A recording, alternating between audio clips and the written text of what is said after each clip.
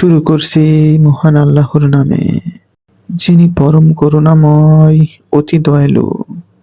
তারা বলল, পবিত্র আমাদের প্রতিপালক, নিশ্চয়ই আমরা সীমা লঙ্ঘনকারী ছিলাম। তারপর তারা একে অপরকে দোষারোপ করতে লাগলো। তারা বলল, হায় আমাদের দুর্ভাগ্য, নিশ্চয়ই আমরা সীমা অতিক্রম করেছিলাম। আশা করা যায় আমাদের প্রতিপালক আমাদের এর পরিবর্তে আরো উত্তম কিছু দান করবেন। নিশ্চয়ই আমরা আমাদের প্রতিপালকের দিকেই প্রত্যাবর্তনকারী। এভাবেই শাস্তি আসে, আর আখিরাতের শাস্তি তো আরো কঠিন। যদি তারা জানতো। এটি আল কোরআনের ৬৮তম সূরা, নবীর উপর নাজিলকৃত দ্বিতীয় নাম্বার সূরা। শুভ সকাল। আজ বুধবার ২৯শে এপ্রিল ২০২৬ খ্রিস্টাব্দ, ১৬ই বৈশাখ ১৪৩৩ বঙ্গাব্দ, ১১ই জিলকদ ১৪৪৭ হিজরি।